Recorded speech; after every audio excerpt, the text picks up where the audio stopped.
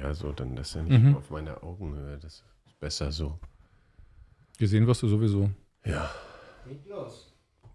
Geht's los? Hallo Christian Stockmann, schön dich wieder zu sehen. Und du hast so ein super Lächeln wieder drauf. Wir können dich gleich irgendwie nach Hollywood verkaufen, in irgendeine Modelagentur für Lapplandmode, würde ich jetzt mal so sagen. Aber du bist ja ganz immer noch Pastor, zumindest deiner Gemeinde. Ja, das kann man sagen. Das ist ja eigentlich eine Berufung. Pastor ist das lateinische Wort für Hirte.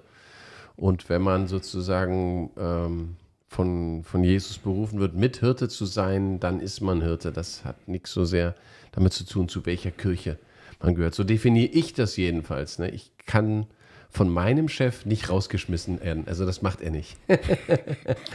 Also ich weiß ja nicht, ob das dann laufen würde, dass Jesus jetzt eine Kündigung ausspricht oder Jesus sagt, okay, das ist jetzt nur noch eine 3G-Kirche irgendwie oder eine 2G-Kirche oder 1G oder 0G.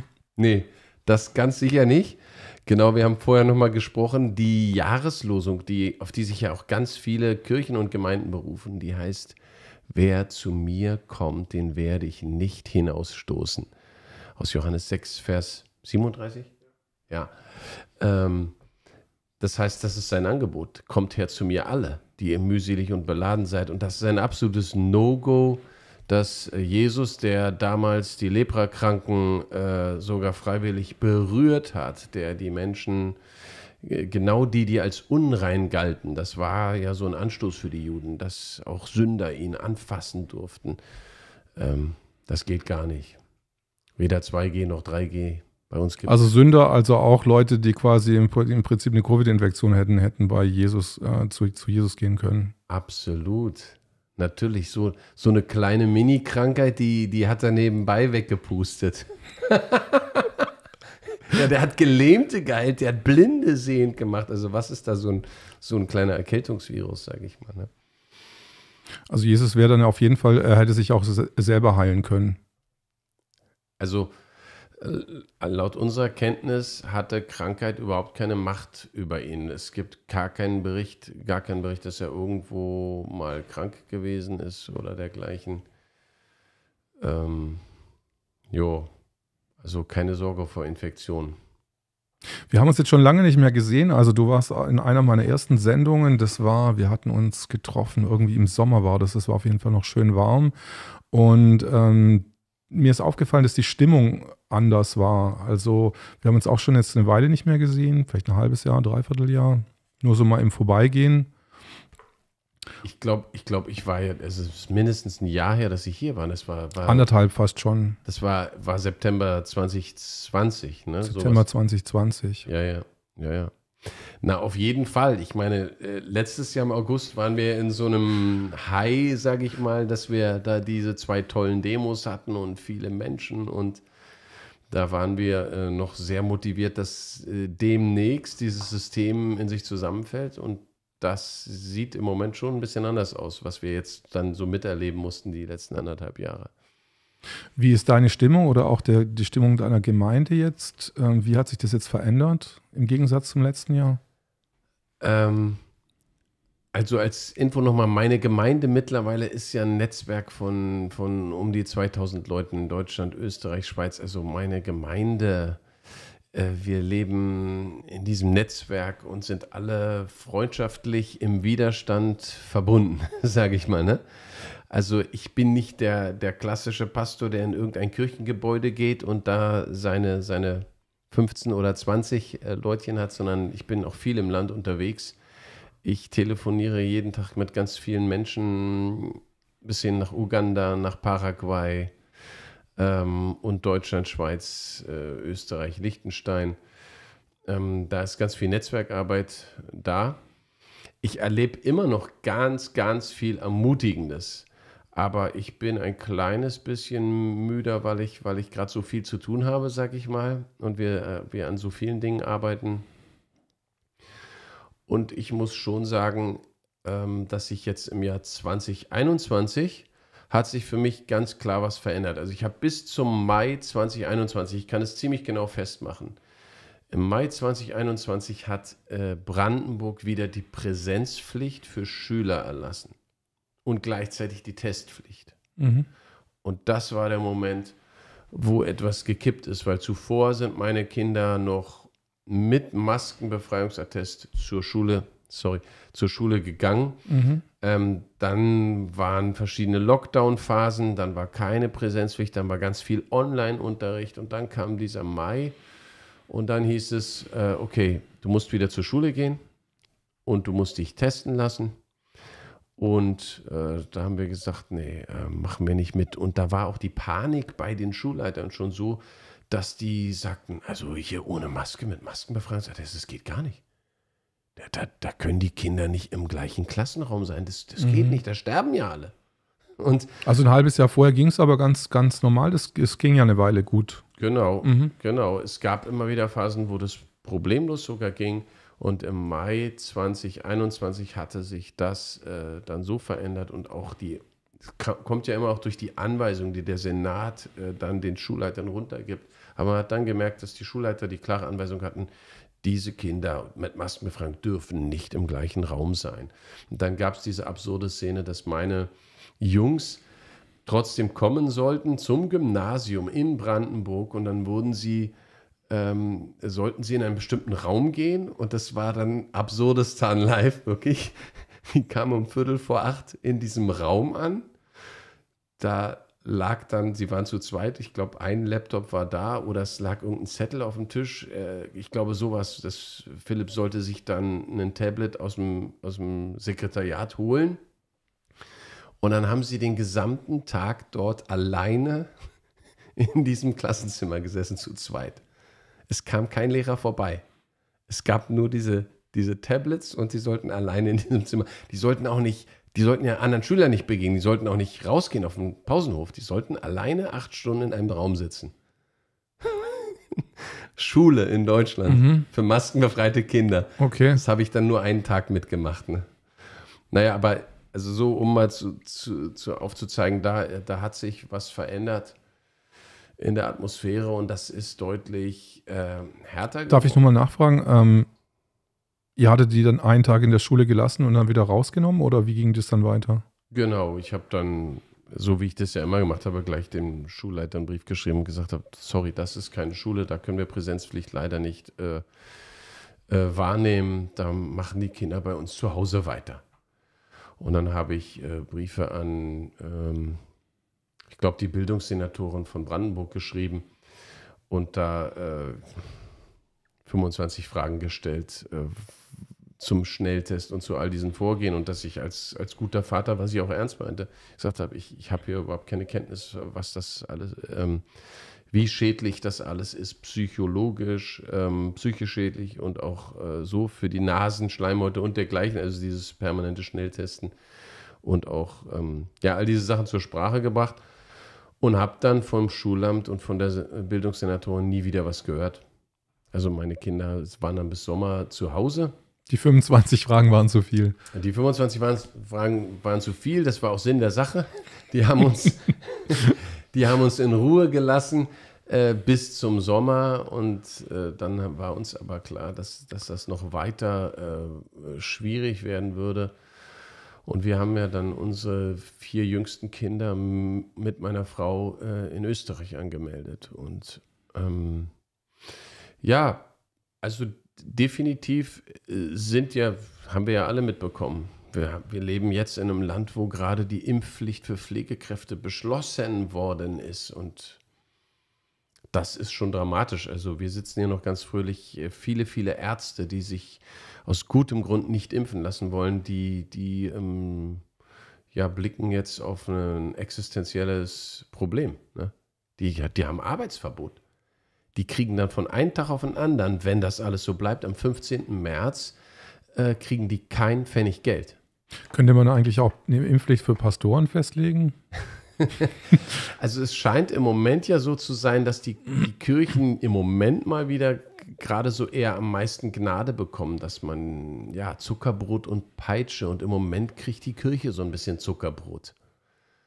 ja, dass die Versammlungen da noch relativ möglich sind mit Maske und Abstand und quasi nicht Zwang ausgeübt wird. Ich glaube, die pokern darauf, dass die meisten Kirchen dann eben freiwillig 2G irgendwann einführen. Also so in diese Richtung. Ne?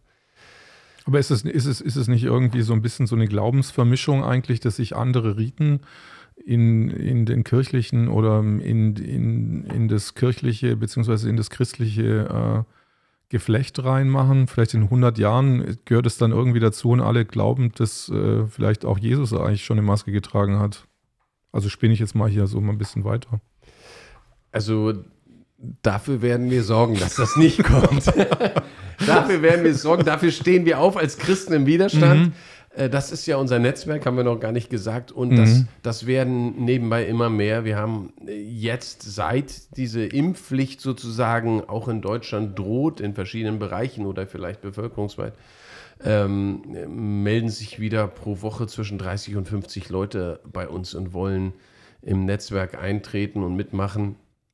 Also da gibt es, glaube ich, genug Leute, die wissen, dass das Blödsinn ist. Weil ich hatte neulich das Gespräch, glaube ich, mit Robert Zipris haben wir das gehabt. Das war einfach ein informelles Gespräch und er hat auch gemeint, dass eigentlich dieses Maskentragen eigentlich sowas Ähnliches so wie so ein Death Cult ist. Also eigentlich sowas, so eine kultische Handlung quasi und Spritzen sind Erlösungen.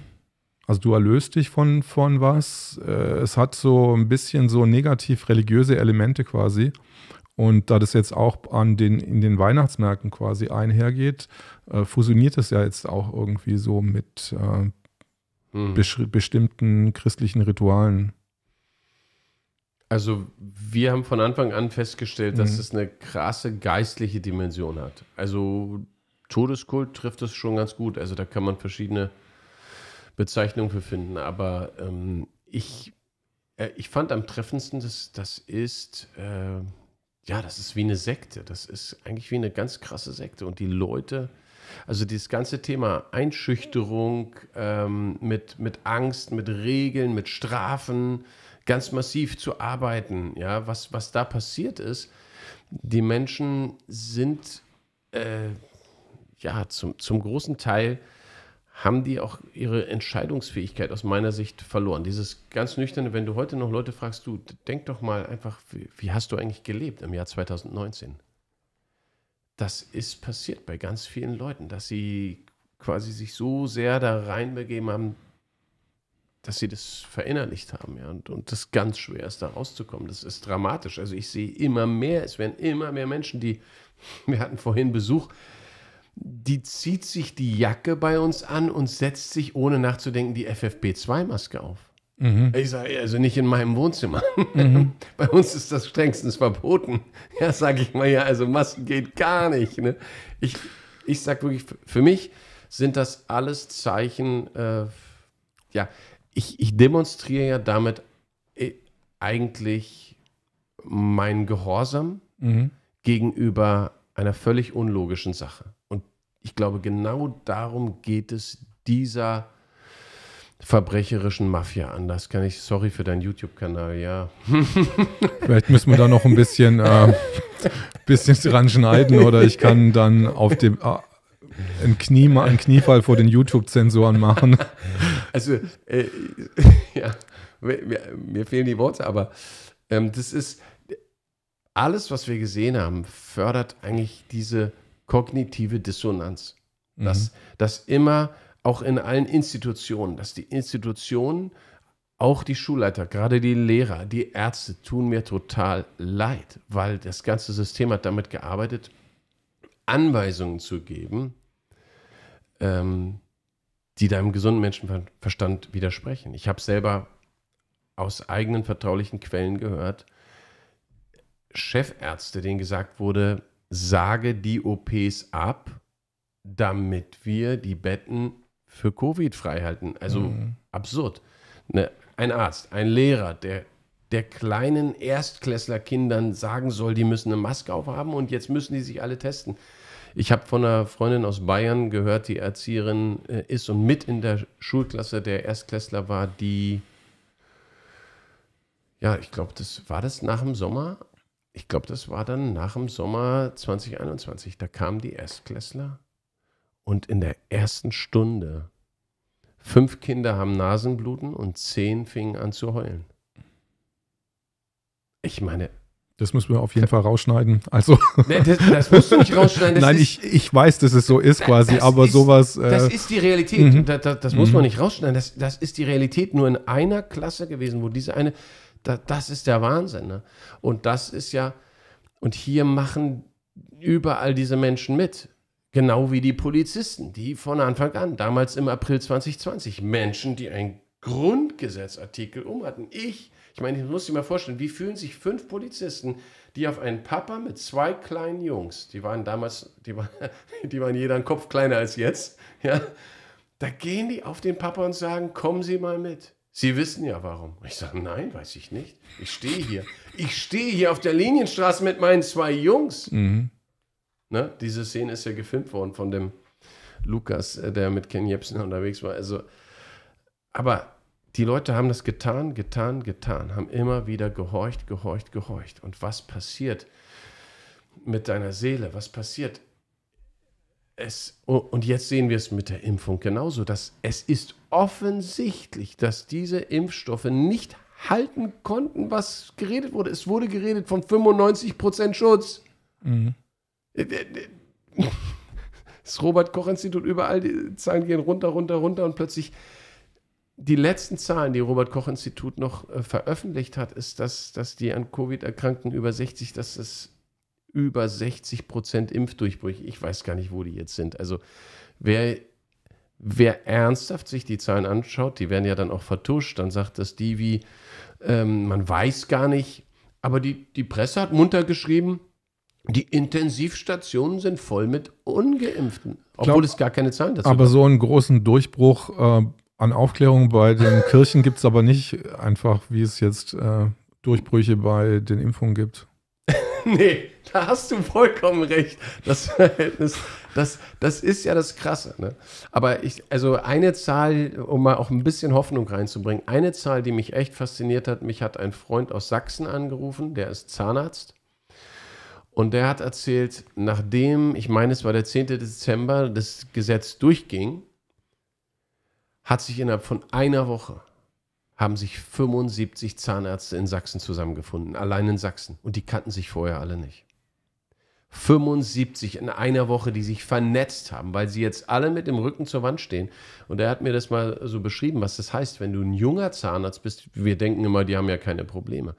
Das heißt, die haben Kredite aufgenommen, um teure Geräte zu kaufen. Die haben Kredite aufgenommen, um die Praxis toll zu renovieren. Die haben die Grundkosten, die stecken in den Mietverträgen drin. Die haben lauter Verträge, das heißt, der hat Grundkosten von Minimum 7.000 Euro, die einfach weiterlaufen. Mhm. Und am 15. März sagt ihm das Arbeitsamt dann, Sie kriegen kein Geld. Sie haben sich ja geweigert, sich impfen zu lassen. Da kriegst du gar nichts, dann wirst du erst mal 3 Monate gesperrt. Also das ist richtig heftig. Das ist richtig heftig. Und da haben sich jetzt 75 Zahnärzte zusammengefunden. Und es ist ein bisschen meine Hoffnung bei dem, was jetzt passiert. Wir sehen, dass seit den letzten 3 Wochen überall im Land Montagsspaziergänge starten, Demos an den Samstagen sind. Also dass etwas in Bewegung gekommen ist, wie es vorher nie zu sehen war. Also mir kommt es ehrlich gesagt jetzt bei dir in deinem Fall vor, eher, dass du eine neue Kirche gründest, anstatt deine Gemeinde zu vergrößern.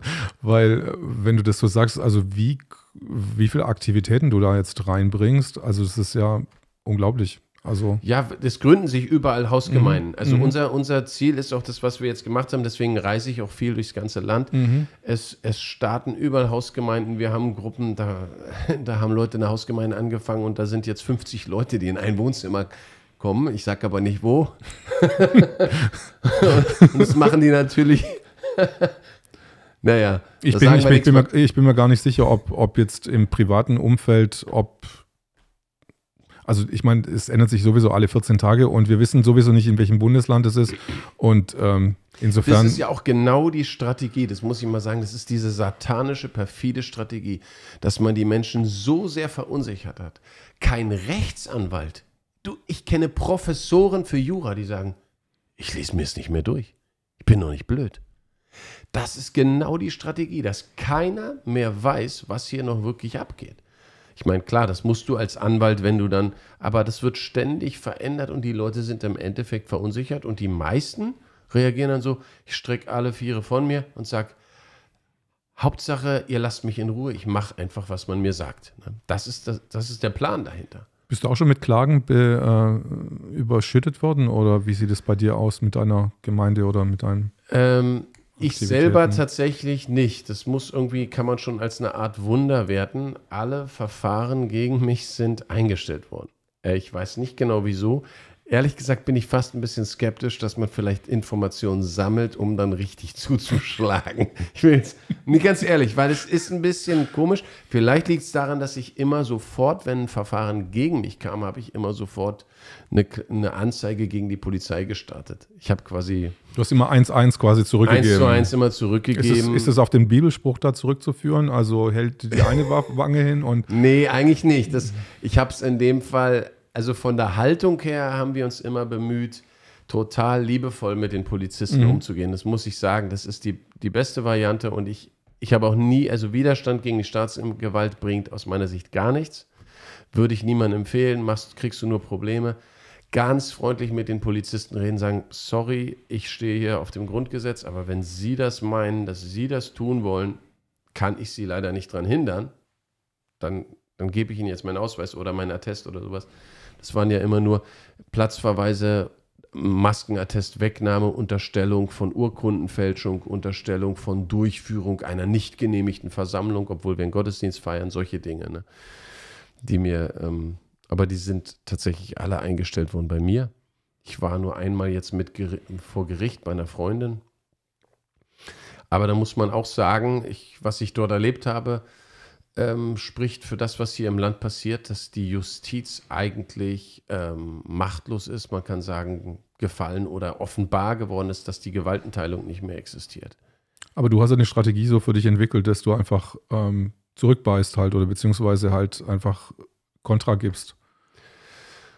Naja, auch da nochmal, wir haben die Strategie, habe ich schon gemerkt, bis zum, ich würde sagen, 18. November letzten Jahres war die Strategie sehr klar, wir stehen hier auf dem Grundgesetz und wir sind mutig und wir sind kühn und wir kämpfen dafür. Und dann wurde das dritte Infektionsschutz, glaube ich, Gesetz verabschiedet, dann kam es durch und dann hast du gemerkt, da hat was Klick gemacht. Plötzlich waren gesetzliche Grundlagen da und da war klar, okay, die Polizei kann auf dieser Basis ganz anders durchgreifen. Dann haben wir gesehen, dass überall Demos verboten worden sind.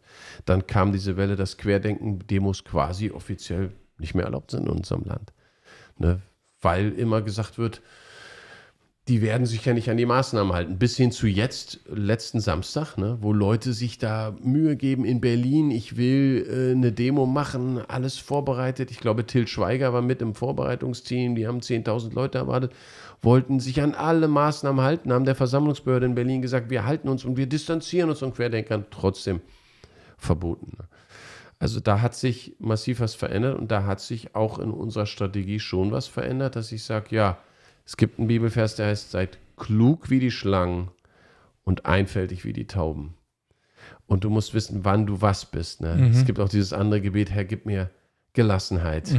Ja, Dinge hinzunehmen, die ich nicht ändern kann. Und den Mut, Dinge zu verändern, die ich ändern kann. Und die Weisheit, das eine vom anderen zu unterscheiden. Und jetzt merken wir, wie sich die ganze Gesellschaft verschiebt, ja. Und ich muss sagen, es ist schon bedrohlich, es ist ernst zu nehmen. Wir denken auch über Exit-Strategien nach, weil ich sage, im Zweifelsfall will ich in der Lage sein, auch Familien mit Kindern in Sicherheit zu bringen, wenn hier in Deutschland eine Impfpflicht für Schulkinder erlassen wird und gleichzeitig die Schulpflicht da ist, dann ist es richtig ernst.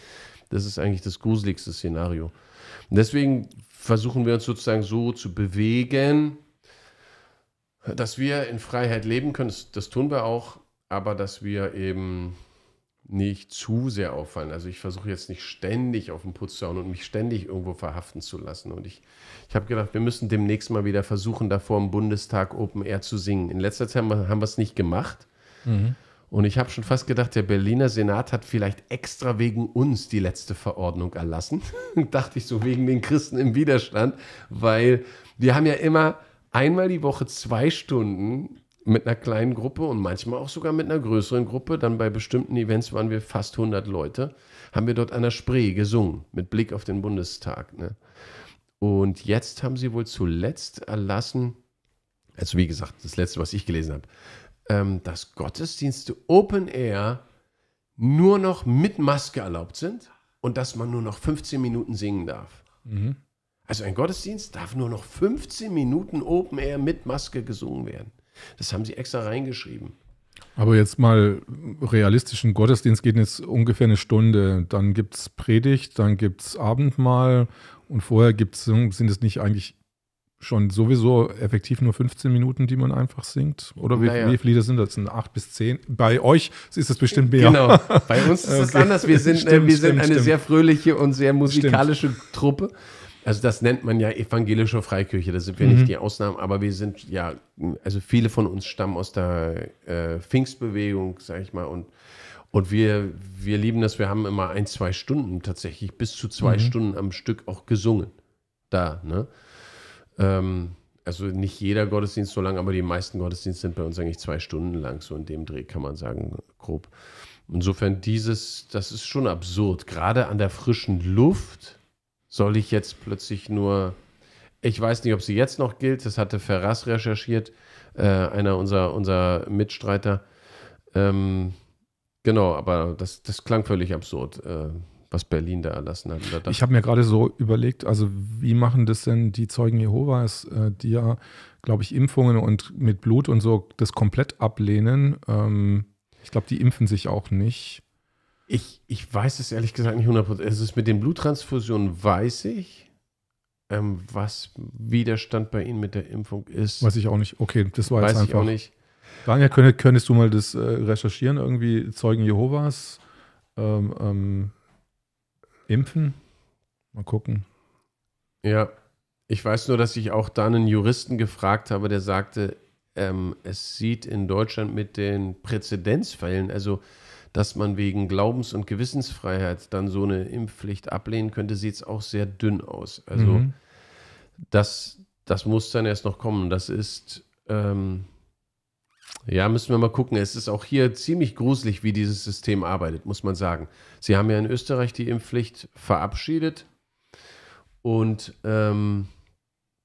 jetzt habe ich vor kurzem ein Dokument gesehen, da hat dann die Regierung in Österreich in Auftrag gegeben an ein Team von Ärzten, die Sie natürlich ausgewählt haben, Sie mögen doch mal recherchieren, welche Indikationen aus medizinischer Sicht dafür sprechen würden, dass man sich nicht impfen lassen kann. Also quasi eine Impfunfähigkeitsbescheinigung.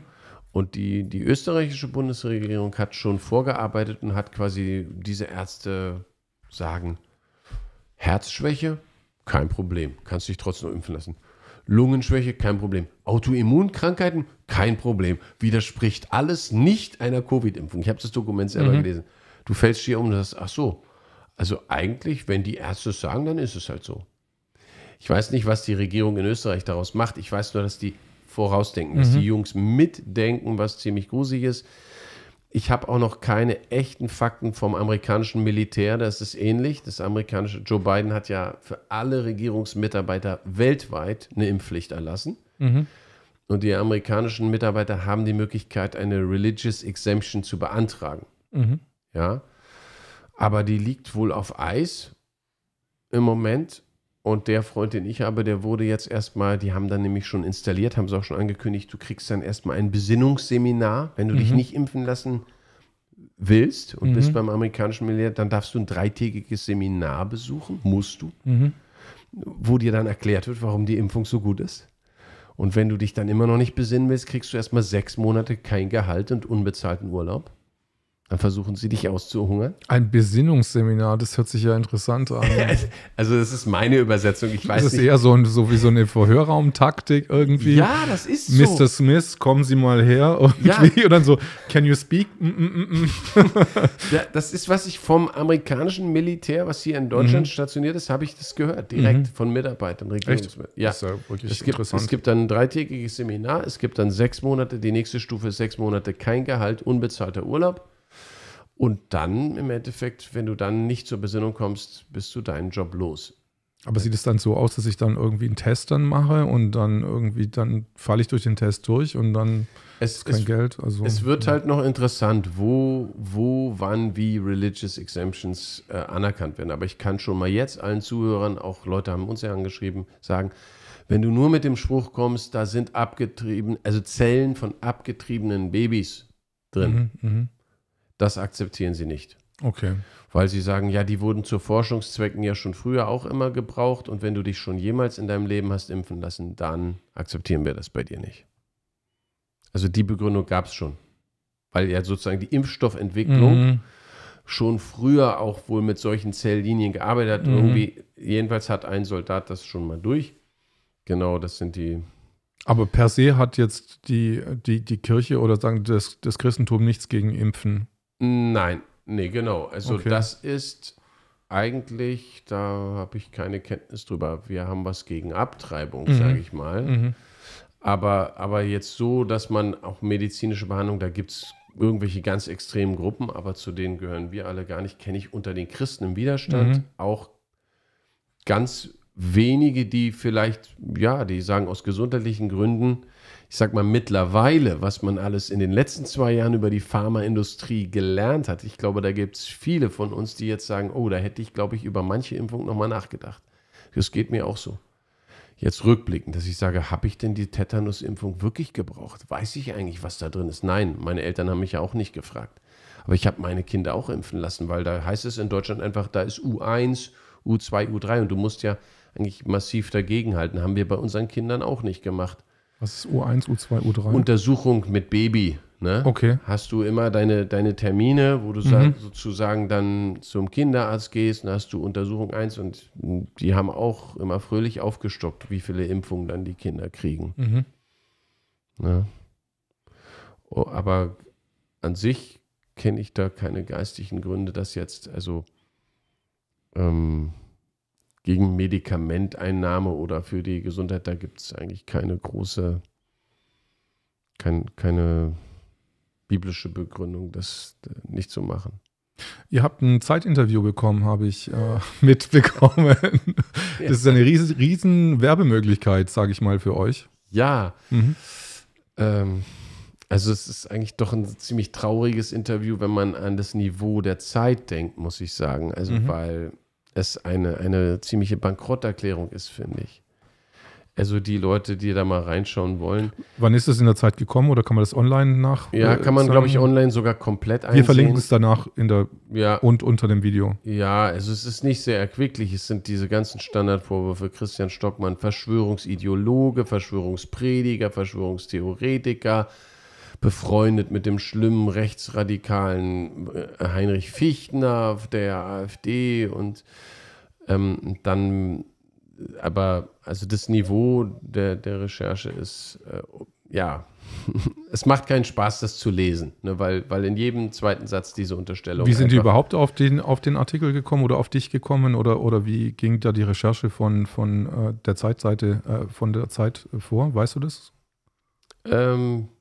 Ja, ich weiß tatsächlich, dass irgendein junger Spund, das ist wahrscheinlich ähnlich wie bei Spiegel, die Leute arbeiten so, dass irgendjemand in der Redaktion sitzt und sagt, hier, den müssen wir mal ein bisschen mit Dreck beschmeißen, wen haben wir denn da, irgendein Hiwi so und so, schreib mal bitte, was gehen wir da hin, mach mal.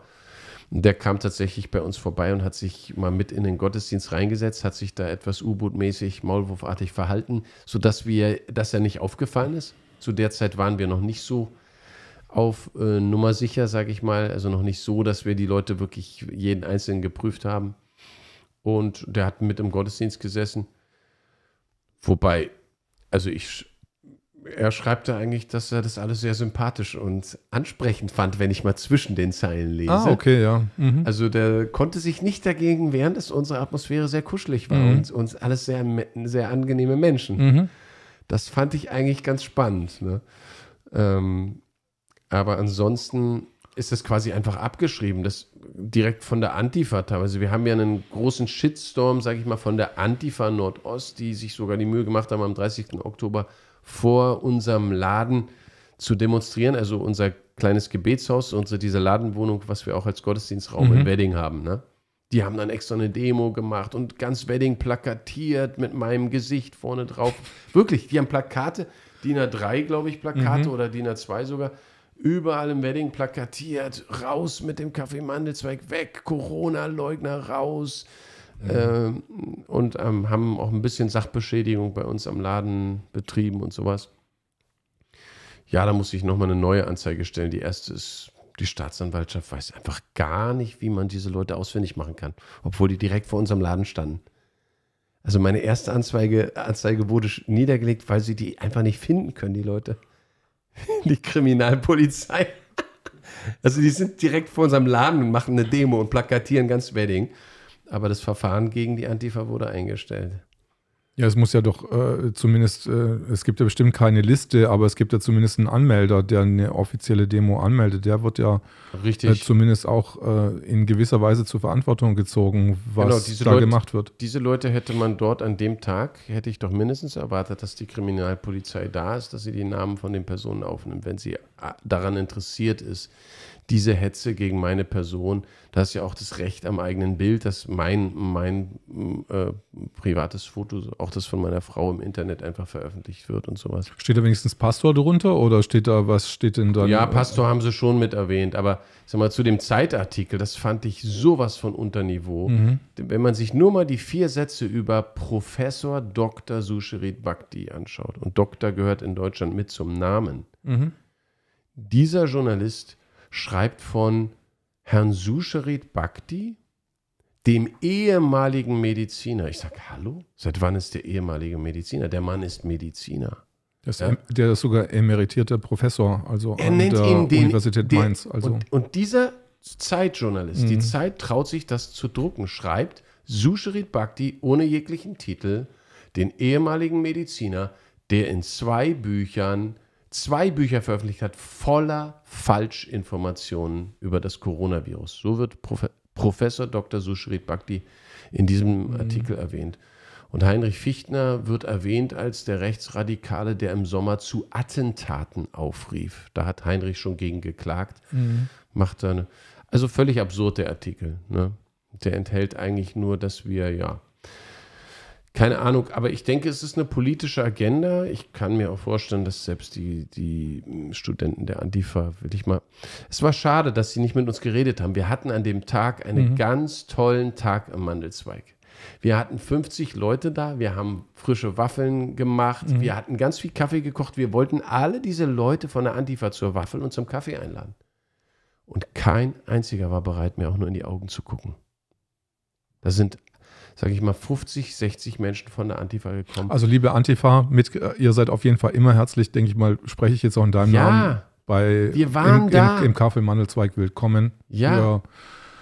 Für Kaffeekuchen und Waffeln. Ja, wir wollten uns dort mit ihnen unterhalten, friedlich. Und stattdessen hat die Polizei dann gemeint, sie muss unseren Laden komplett absperren. Die Polizei wollte also für Sicherheit sorgen, immerhin. Die haben uns komplett abgesperrt. Wir konnten dann fröhlich vor unserem Laden feiern, ne? Haben da innen drin Gebetszeit laufen gehabt. Wir hatten 5 Stunden nonstop da Worship und Gebet. Draußen haben auch schwarzafrikanische Kinder Fußball gespielt. Bei dem bösen Rassisten Stockmann, das war so eine tolle Atmosphäre. Und nebenan die absurde Antifa. Es waren wirklich lustige Szenen, wie dann auch der Nachbarladenbesitzer ist, ich glaube, Libanese, ne? Dem einige Läden dort gehören. Und die kennen mich ja seit 10 Jahren und die wissen, dass bei uns Türken gewohnt haben, dass wir Afrikaner und eigentlich aus allen Nationalitäten immer Leute da hatten. Und nebenbei auch Schwule, Lesben und Transvestiten haben bei uns regelmäßig verkehrt, als wir noch die offenen Abende hatten. Es ist bekannt, dass wir für alle Nationalitäten und Richtungen offen waren. Und dann steht der libanesische Ladenbesitzer und spricht so einen Polizisten an und sagt so, ich habe das so mitverfolgt, sag mal, was machen die denn da? Haben die eine Macke? Der hat hier Türken und alle möglichen Leute immer in seinem Laden. Was ist mit denen los? Weißt du, also wenn sich die Nachbarn bei der Polizei aufregen, es war richtig, richtig lustig. Das war ein ganz toller Tag, muss ich sagen. Wir haben an dem Tag ganz viel Freude, ganz viele schöne Begegnungen gehabt. Aber es wird eben offenbar, wie absurd das ist. Also das sind zwei völlige Parallelwelten. Und die Leute aus der Antifa-Blase, die wollen da scheinbar auch nicht raus. Die haben sich verschanzt hinter ihren Bannern, haben nicht in unsere Richtung geguckt, haben sich nur davor die Polizei abgestellt und haben dann so in diese Richtung, weg von unserem Laden, haben die dann erzählt, wie böse der Pastor Stockmann ist und dass es hier ein Treffpunkt für rechtsradikale Hetze ist. Hallo? Okay. Also, naja. Ja, auf jeden Fall keine oder wenig Kommunikation von was immer das auch für Antifa ist. Also ich meine, es gibt ja bestimmt auch andere Antifa, die vielleicht auch richtige rechte Jagd oder andere Motive haben, vielleicht antifaschistische Motive. Also ich bin auf jeden Fall gegen Faschismus. Das kann ich sagen. Ja, jetzt haben wir immer noch die 2 Drittel, 1 Drittel. Sind jetzt die guten Engel, irgendwie machen die Urlaub oder wo sind jetzt die guten Engel? Wir hatten letztes Mal ja noch die Diskussion. Du hast mir erzählt, das ist 1 Drittel, Satan hat 1 Drittel der Engel mitgenommen, aber 2 Drittel sind bei Gott geblieben. Und jetzt frage ich mich, wo sind jetzt die guten Engel geblieben? Machen die Pause irgendwo in der Südsee oder? Die Frage ist gut. Also bei uns trifft man ziemlich viele in Hohenneuendorf, wenn man da vorbei will. Es kann auch sein, dass die sich mehr punktuell versammeln an den Orten im Moment. Ich muss ganz ehrlich sagen, das ist schon im Moment, nehme ich auch so eine ziemlich düstere Zeit auf dem ganzen Globus, kann man sagen. Wie kann ich da jetzt Mut machen? Also Fakt ist, unser Gott hat alles in seiner Hand. Und das ist auch, was uns ganz viel Mut und Hoffnung gibt. Wir wissen ja aus dem Buch der Offenbarung, das kann jeder nachlesen, dass dort der Ausgang der ganzen Weltgeschichte beschrieben ist. Und gerade wenn man mal die allerletzten Kapitel aufschlägt, Kapitel 20, 21, 22, es endet sehr, sehr positiv. Also das Ende ist schon mal positiv. Und da kann man sagen, wer zuletzt lacht, lacht am besten. Ja, also das ist definitiv so, dass es einen neuen Himmel, eine neue Erde gibt. Und dann ist aber auch in der Offenbarung beschrieben, dass es schon einen Abschnitt gibt, wird so genannt, der Satan hat große Wut, weil er weiß, dass er nur noch eine kurze Zeit hat. Dass seine Zeit bald gekommen ist. Und das fühlt sich im Moment so an, dass er quasi weiß, er hat nur noch kurze Zeit und jetzt dreht er nochmal richtig auf. Und im Moment, anderes Bild, was vielleicht hilfreich ist, diese Geschichte mit Pharao und Ägypten. Die kennt man ja aus der Bibel vielleicht. Da gab es diese 10 Plagen. Also das Volk Israel, wenn man die Geschichte auch nicht kennt, die meisten kennen dieses When Israel was in Egypt land, let my people go. Ja, genau. Genau. Das ist der Song dazu, dass Mose zum Pharao gesandt wurde. Und da ist eigentlich auch die Geschichte, der Plan Gottes stand. Das Volk Israel sollte aus der Sklaverei befreit werden. Und da kommt das erste Gebot her. Ich bin der Herr, euer Gott, der euch aus Ägyptenland befreit. Also der Gott, der frei macht. Ja, ihr sollt oder werdet keine anderen Götter haben neben mir, weil ich bin es, der wirklich frei macht. Das war die Geschichte. Und in der Geschichte ist es so, dass als Mose jetzt das erste Mal zum Pharao geht, da fing der Pharao an, dann richtig aufzudrehen. Der wurde richtig sauer. Was? Ich soll die ziehen lassen? Du hast so eine Macke. Nö, also jetzt mache ich die Arbeit erst richtig hart. Und dann hat der Pharao aufgedreht.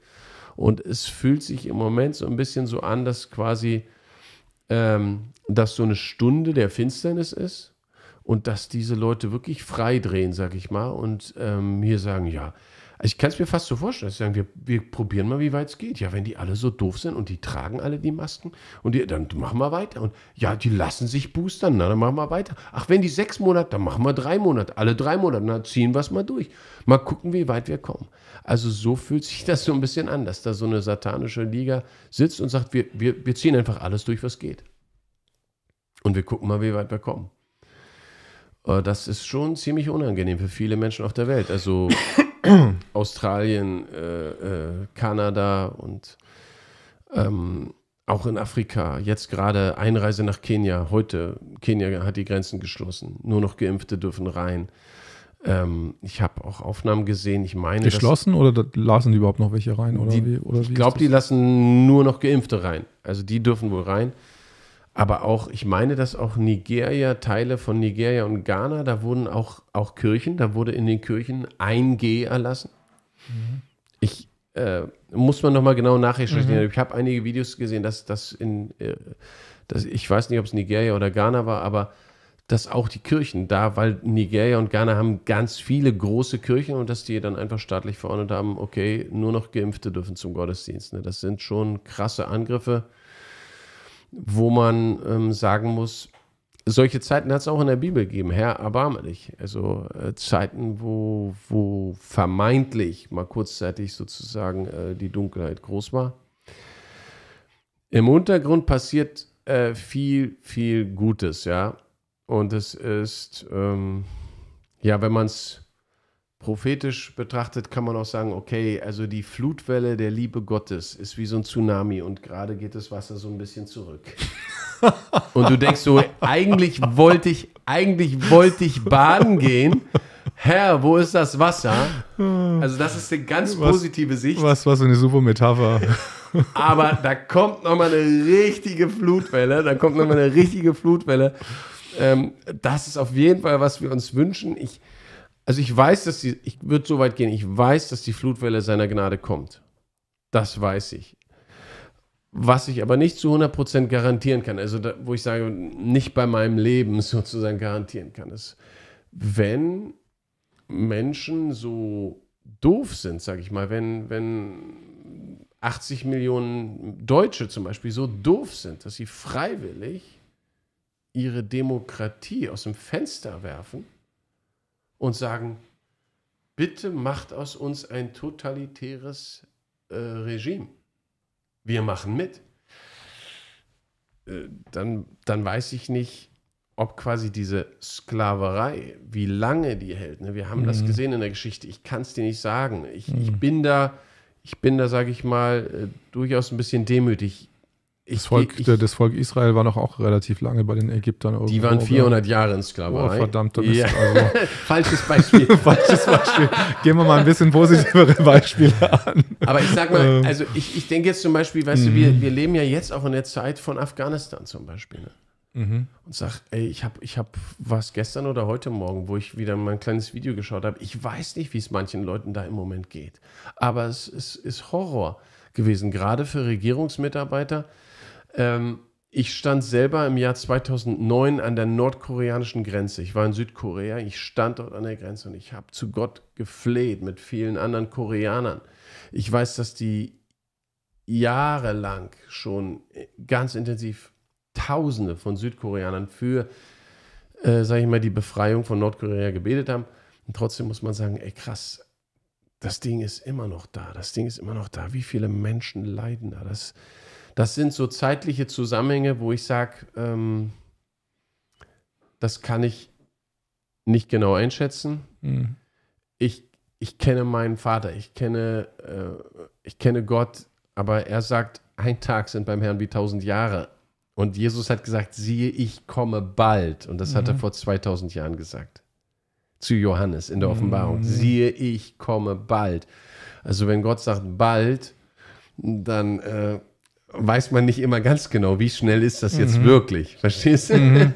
Und deswegen, die Engel sind definitiv da. Und das macht ja auch Mut. Und die Engel und die Gnade Gottes ist mit all den Menschen, die sich dafür öffnen. Und das ist auch die gute Nachricht. Jeder, egal wo du heute stehst, egal wie finster es auf deiner Arbeit gerade aussieht, wenn die dich mobben, wenn du da jeden Tag einen Schnelltest bringen musst, egal wie chaotisch deine Situation ist, wenn du den Namen des Herrn anrufst, wirst du gerettet werden. Und da kommen Engel.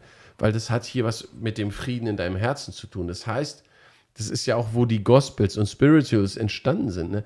Es kann sein, dass äußerlich Sklaverei ist und du bist innerlich trotzdem ein freier Mann. Ne? Und das ist eigentlich, was ich auch als Vorbild weiter haben möchte. Also sollte dieses Regime so schlimm sein, dass die uns irgendwann inhaftieren, ein Bundestagsabgeordneter hat mir, als ich im Bundestag war, vor einigen Monaten gesagt, die Lage, wie er sie einschätzt, ja.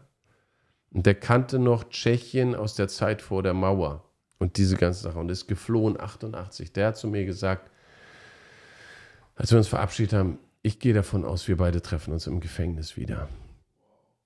Wow. Also er weiß, wie die Verfolgung bei ihm aussieht. Okay. Er weiß, wie der Verfassungsschutz arbeitet. Er ist selber überwacht. Und er hat mir das gesagt. Ne? Und da habe ich so ein bisschen, der sieht die Sache wohl noch ein bisschen ernster als ich. Also wenn du sagst, okay, da ist jemand, der ist in der Politik, der ist dort jeden Tag drin in dem Gebäude und wie der die Lage einschätzt, wir haben gerade heute, war es gestern erlebt, wie Reitschuster ausgeschlossen wird. Also wir haben hier viele Anzeichen aus meiner Sicht, die sagen, okay, das sieht nicht gut aus. Leute werden mundtot gemacht, Professoren wie Professor Hockertz werden aus dem Land vergrault und wirtschaftlich in den Bankrott getrieben. Ja, wir müssen gucken. Aber 15. März ist für mich trotzdem noch so ein Marker der Hoffnung, wo ich sagen würde, lass uns gucken.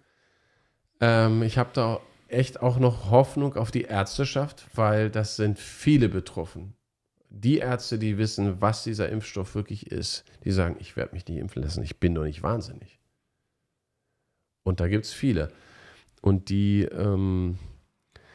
stehen eben mit dem Rücken an der Wand. Und da habe ich die Hoffnung, dass jetzt die Bevölkerung und die Leute aus dem Gesundheitswesen und die Ärzteschaft, dass die sich zusammentun und sagen, nein. Also die Pastoren würden sich nicht zusammentun nach deiner Einschätzung, oder? Da ein paar wenige tun sich schon zusammen, aber die machen alle weiter wie bisher. Die sagen, ist doch toll, wir können ja Weihnachten mit Abstand und Maske können wir doch Weihnachten feiern. Also wir können immerhin noch feiern quasi. Also. Ja, wobei ich sage halt, hallo. Wie ist denn das mit der G, also mit den, das ist jetzt eher, sind schon Kirchen G oder 2G oder wie ist das mit den Gottesdiensten? Es gibt für die Kirchen eben immer noch im Moment dieses, Zuckerbrot, dass die quasi, wenn sie alle anderen Hygienemaßnahmen einhalten, dass sie dann eigentlich ohne G, ungetestet, darfst du kommen und darfst mit deiner Maske auf Abstand niemanden berühren und darfst dann da in den Gottesdienst gehen. Aber nur bei den Gemeinden, die das noch anbieten. Es gibt halt auch viele Gemeinden, das ist ja das finde ich auch so widerlich, dieser ekelhafte Trick der 2G-Option. Okay, ja. Du wälzt alles auf die Veranstalter ab. Ne? Und du gibst die 2G-Option und das heißt natürlich für ganz viele Gemeinden, naja, wenn ich einen 2G-Gottesdienst, das machen viele, die machen mehrere Veranstaltungen und sagen, dann machen wir einen 2G-Gottesdienst und da dürfen sich dann alle endlich mal wieder frei bewegen. Kann man also tatsächlich auch verstehen irgendwo, weil die alle diese Sehnsucht haben und jetzt sind die alle geimpft und jetzt wollen die endlich aber 2G Plus hast du auch noch nicht gesehen. 2G mag auch Gottesdienste geben, also das kann sein, ne? Ich sag mal, den Leuten selber kann man es nicht verübeln, aber auch aus epidemiologischer Sicht ist es ja totaler Wahnsinn. Eine Impfung, die nicht hilft, dient als Freibrief, dass man sich plötzlich wieder in Clubs treffen kann. Also wenn man schon glaubt, dass der Virus gefährlich ist, das sieht man ja auch. Ne? Die Leute stecken sich, es wird dann immer groß gefeiert, angeblich weniger an, aber das Maß des Weniger nimmt scheinbar immer weiter ab. Also es kommen ja auch neue Varianten, also im Prinzip. Aber wir haben überhaupt noch nicht, oder haben wir schon über Weihnachtsmärkte jetzt geredet? Nee, noch nicht, weil mir ist es aufgefallen, dass es gibt, glaube ich, nur drei Bundesländer, die Weihnachtsmärkte anbieten oder erlauben. Ich weiß nicht, wie ich es formulieren soll. Ja, ich weiß noch zulassen. Aber ich weiß, dass halt, das jetzt irgendwann in Berlin haben die jetzt auch irgendwann mal auf 2G umgeschiftet. Am Anfang war es noch 3G. Die ersten 1,5 Wochen. Und dann mussten dann alle auf 2G upgraden. Und jetzt ist jeder Weihnachtsmarkt auf 2G, ja? Genau, also heute ist, glaube ich, der letzte Tag, wo die ganzen Weihnachtsmärkte, oder vielleicht ist morgen der letzte Tag, wo die ich weiß es ehrlich gesagt nicht. Also auf denen, wo ich ab und zu hingehe, die haben auf jeden Fall heute ihren letzten Tag gehabt. Das werde ich mal heute Abend fragen. Meine Tochter war, 2 meiner Töchter waren gerade, haben den Versuch mit einer Freundin gestartet, da hinzugehen, aber weder Test noch Impfung. Weder Test noch Impfung, Da werden sie nicht so viel Erfolg gehabt haben, wahrscheinlich. Mal gucken. Ja, wahrscheinlich werden sie von muslimischen Sicherheitskräften abgehalten, ne? drauf zu gehen. Ich weiß es nicht. Wer weiß, vielleicht haben sie auch Glück gehabt. Mal gucken. Das mit dem muslimischen habe ich jetzt nur gesagt, weil halt viele von den Sicherheitskräften einfach. Jedenfalls, ich habe tatsächlich Weihnachtsmärkte bin ich gar nicht mit warm geworden, weil du hast es ja selber erlebt und es auch so beschrieben. Also dieses Gefühl überhaupt an einen Ort. Wir haben das vorher noch gar nicht gesagt. Also ich war. Erzähl das mal. Ich war in Magdeburg auf dem Hauptweihnachtsmarkt und der Magdeburger Weihnachtsmarkt ist ganz offen und man kann zu allen Essständen hingehen. Es laufen irgendwelche Teams anscheinend rum, die irgendwas auch kontrollieren, aber der ist einfach offen. Und man wird dann einfach, wenn man was bestellen will, nach seinem Dokument gefragt dann.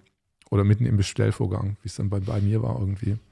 Und ich bin mir da sehr persönlich einfach, ich darf zugucken. Quasi so ein bisschen so wie die Glasscheibe, die Kinder an der Glasscheibe stehen und hey, ich will da, aber irgendjemand anders darf rein, aber ich darf nicht rein irgendwie. Und das fand ich ein bisschen perfide, muss ich ganz ehrlich sagen. Also wenn der Markt abgesperrt ist, kann ich, dann kann ich das wenigstens nicht sehen, aber ich darf so halb teilnehmen, aber dann werde ich dann irgendwie, und irgendwie, das ist doch schon immer noch christliche Tradition, also seit Jahrhunderten einfach Deutschland. Und sowas fand ich wirklich, also das ist drüber. Also, ja. Aber das ist meine Meinung. Also. Ja, verstehe ich. Ich meine, das ist ja eine totale Ausgrenzung, Diskriminierung von Ungeimpften. Also wenn die draußen stehen, okay, und draußen bleiben müssen, bei irgendwelchen Securities abgewählt werden, dann okay, dann gehört man halt nicht dazu. Aber wenn man dann zwischendrin noch so reingelassen wird irgendwie und dann, also, naja. Ich meine, okay ist gar nichts davon, muss man auch sagen, finde ich. Es ist alles nicht okay. Es ist ja ein kompletter Wahnsinn, aber ich kann deine Gefühle verstehen und deswegen, ich muss sagen, wir haben eigentlich unser komplettes Familien- und Freundesleben haben wir umgestellt. Ich habe das damals so ähnlich empfunden, wie Gunnar Kaiser das auch ausgedrückt hat. Der hat dann plötzlich gesagt. Und nochmal kurz, also ich muss mal auf die Logik eingehen. Ich darf da zwischendrin rumlaufen. Jetzt irgendjemand, der jetzt nicht getestet ist, läuft ja auch rum und bestellt jetzt was. Ich verstehe nicht, wo die Logik ist, dass da jetzt mehr Infektionen sind als nicht, weil du darfst dich ja drin bewegen irgendwie. Also die Leute, das ist ja ein offener Markt dann so gewesen. Das macht gar keinen Sinn, genau. Wie es überhaupt keinen Sinn macht. Also das mit der Castle, also mit dieser Pferdewagen-Burg-Taktik, wenn man noch außen alles abschirmt, okay, das kann ich noch verstehen, aber das innen drin am Stand den Virus abwehren mit einer Bratwurst, also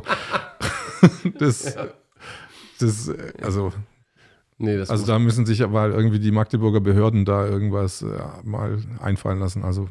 Ja, nee, ich wollte sagen, wie Gunnar Kaiser das ausgedrückt hat, wenn diese Gesellschaft sich so entwickelt, dann will ich eigentlich gar kein Teil mehr dieser Gesellschaft sein. Und ich glaube, das ist was viele von uns erleben und was wir auch zur Kenntnis nehmen. Es ist tatsächlich so, ich möchte mich auch nicht zu einem italienischen Restaurant reinschmuggeln und dann so tun, als ob ich da sitzen darf, wenn mir das gelingen würde, wenn die mich nicht haben wollen. Ne? Also du fühlst dich, es ist einfach das, was die Gesellschaft ausstrahlt, ne? Wo du sagst, was willst du? Was willst du dann da? Was willst du in dem Restaurant? Also ich in meinem Fall, ich bin jetzt ein Halbblut. Das nenne ich es so. Ich bin nämlich genesen. Ja. seit 5 Wochen oder so. Und jetzt könnte ich ja mit meinen geimpften Kumpels irgendwo reingehen ins Restaurant und essen. Oder keine Ahnung. Und die anderen, die nicht geimpft sind, die müssen halt dann draußen bleiben.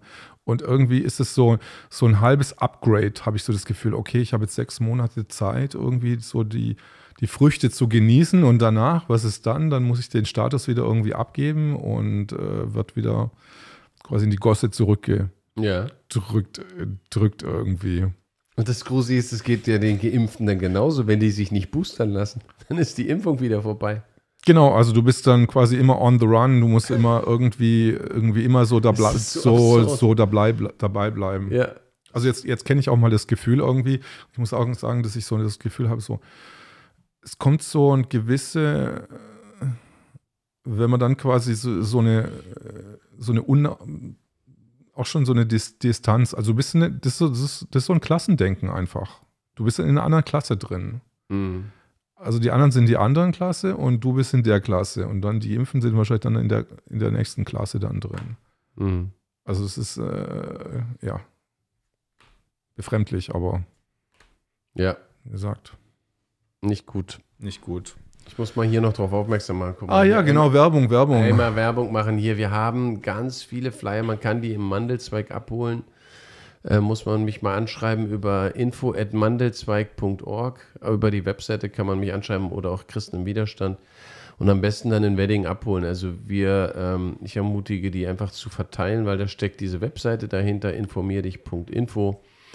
Und da haben wir ziemlich viele, das ist sehr wenig Text, ist extra auch für jüngere Leute gemacht, eigentlich mal, dass da ganz viele Videoclips einfach auch von Leuten, die selber einen Impfschaden erlebt haben und auch so ein paar wissenschaftliche Sachen. Also genau, ist noch ausbaufähig, aber ich denke, die Seite hat schon viele gute Informationen, wo man einige Berichte von Leuten, die so krasse Impfschäden erlebt haben. Maddie, das Mädchen aus Ohio in Amerika, und hier Ramona, den Film haben wir selber gedreht aus Deutschland, die 3 Meter Darm dadurch verloren hat. Also es sind viele, viele Geschichten da drauf und das ist so ein Versuch, selbst wenn man Menschen, wir haben ja dann auch noch die Broschüre, genau, also wir haben viel Material und ich mache das auch weiter, ich verteile auch weiter. Die Broschüre verschicken wir weiter, drucken sie weiter. Wir haben jetzt 800.000 Stück gedruckt, weil die Leute, es gibt immer wieder Hoffnung, dass sie nach der zweiten Impfung sagen, Moment mal, das kann doch nicht sein. Und manch einer sagt jetzt, wie jetzt? Jetzt soll ich mich alle 3 Monate boostern lassen. Ja? Also die Hoffnung, dass Leute noch aufwachen, sollte man nicht aufgeben. Und man sollte die Leute auch von unserer Seite nicht verachten. Das merke ich auch. Das ist auch wichtig, den Leuten eine Chance zu geben. Also wir wollen die da rauslieben, sage ich mal, und auch wieder auffangen. Ich habe noch eine Info hier. Die Zeugen Jehova, die lehnen anscheinend... Nein, sie lehnen sie nicht ab, steht da. Sie lehnen es nicht ab. Ist es verlässlich, die Information? Da steht irgendwas mit Römer 13,1. Was ist denn Römer 13,1? Hast du die Römerbriefe auch auf deinem Handy drauf, oder? Ja, natürlich. Dann gucken wir mal, was da Römer... Müsste da drin stehen. Diese Info scheint verlässlich, weil die von der Wachturmgesellschaft ist. Von der Wachturmgesellschaft, okay. Genau. Scroll mal hoch, 13. worauf sich beziehen? Behördliche Empfehlungen. Da gehen Sie auf die behördlichen Empfehlungen. Okay, das ist unser Lieblingskapitel, genau. Römer 13,1. Was ist das? Ich dachte jetzt zur Impfung, weil ich wusste natürlich, dass das Kapitel mit der staatlichen Autorität, der man untertan sein soll, wobei das Wort staatlich nicht dort steht. Genau. Jede Seele unterwerfe sich den übergeordneten Mächten, denn es ist keine Macht außer von Gott und die Bestehenden sind von Gott verordnet. Wer sich daher der Macht widersetzt oder der von Gott gegebenen Autorität widersetzt, widersteht der Anordnung Gottes. Die aber widerstehen, werden ein Urteil empfangen. Ich lege das ganz kurz gerne so aus, dass Gott... Und wie ist es bei Adolf gewesen? Nee, pass mal auf. Ich lege das gerne hier in dem Fall so aus, unsere Bundesregierung hatte eigentlich laut Verfassung, Grundgesetz, nur das Mandat, alle Staatsgewalt geht vom Volke aus und wir als Volk haben der Bundesregierung den Auftrag gegeben, das Land möglichst entlang der Grundgesetze zu regieren. Also die grundgesetzliche Ordnung aufrecht zu erhalten. Das ist das Mandat, was sie haben. Und deswegen sagen wir auch, dass sich diese Regierung leider wie Piraten oder benehmen, die unser Schiff gekapert haben. Und einfach die Gesetze plötzlich verändert und dauerhaft einschränken. Ne? Gibt es ja auch keinen Bibelvers, die so einen Fall behandelt? Doch, es gibt den Fall, man muss Gott mehr gehorchen als den Menschen. Und wo steht das dann? Das steht in Apostelgeschichte 5, Vers, muss ich ganz kurz, 13, glaube ich. Mhm. Nee, 13 ist es nicht.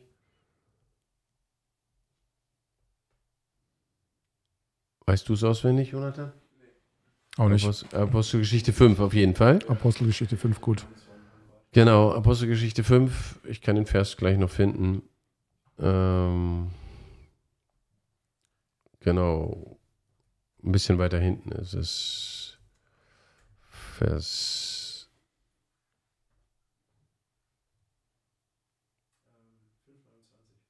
22? 29. 5,29. Genau, Apostelgeschichte 5,29. Man muss Gott mehr gehorchen als den Menschen. Und okay. Naja, es gibt da mehrere Hinweise. Ich finde Okay. auch das Gleichnis vom barmherzigen Samariter, finde ich eigentlich so ein Gleichnis, das kennen ja ganz viele Menschen. Mhm. Und da hat Jesus eigentlich genau diesen Punkt angesprochen mit dem Gleichnis, dass es einen Priester und einen Leviten gab. Mhm. Ja? Man könnte auf heute übersetzen, einen Pastor und einen Kirchenmusiker. Und die waren auf dem Weg zum Gottesdienst, zum Tempel. Und beide wechseln die Seite, als dort ein verwundeter Mann liegt, weil sie sagen, keine Zeit, hab's eilig, muss zum Gottesdienst. Ne? Und Jesus erzählt quasi, dann der dritte ist ein Samariter und der bleibt stehen und verbindet ihm die Wunden, nimmt ihn auf sein eigenes Lasttier und bringt ihn in eine Herberge und bezahlt sogar noch für ihn. Also der Samariter, der in der damaligen Kultur von den Juden verachtet war, also so ein, ja, der kümmert sich um den niedergeschlagenen Mann und Jesus sagt, das ist die Erfüllung des Gebotes, liebe deinen Nächsten wie dich selbst. Und das heißt, wir haben, das war auch die Richtung, die Bonhoeffer eingeschlagen hat, wir haben den Auftrag, Schaden zu verhindern. Wir können nicht einfach nur sagen, ja, wir beten dafür, sondern wir haben den Auftrag, wenn jemand verwundet ist, dass wir uns um den kümmern. Und dass, wenn jemand alleine ist, wir den besuchen. Krankenhäuser, ne, Besuche. Wenn jemand im Sterben liegt, dass wir den besuchen. Das ist unser Auftrag, die Leute nicht alleine zu lassen. Und da muss man Gott mehr gehorchen als den Menschen. Dass wir Menschen nicht alleine lassen. Und deswegen haben wir auch den Auftrag, immer als Gemeinde für die Menschen da zu sein, wenn die Not haben. Wir haben den Auftrag, ungeimpfte Menschen aufzunehmen, natürlich. Denen die Tür aufzumachen, für Menschen zu beten und um die zu kümmern, egal wie ihr Gesundheitsstatus ist. Das hat es in der Kirche nie gegeben bis zum Jahr 2020. Da war ja eigentlich die Kirche genau für das Umgekehrte bekannt, dass man sich um Kranke, selbst Leprakranke kümmert oder sowas. Ne? Ja. Ich glaube, das war auch ein gutes Schlusswort jetzt. Jo, genau. Vielen Dank, Christian Stockmann. Jetzt machen wir erstmal hier Einen kleinen Break. Schluss, ja. Und wir sehen uns dann nächstes Mal wieder bei der Zorro Kenji Show. Ciao. Ciao, Zorro Kenji Show. Wie kommst du eigentlich, hast du schon mal erklärt, wie du auf den Namen gekommen bist? Nee, habe ich bis jetzt noch nicht bekommen, aber das müssen die Leute mal irgendwann mal selber rauskriegen, glaube ich. Wie denn? Ich weiß es nicht. Vielleicht, wenn ich wenigstens mal erzähle oder so. Ja, erzähl doch mal. Kamera läuft. Boah, jetzt läuft sie nicht mehr, oder?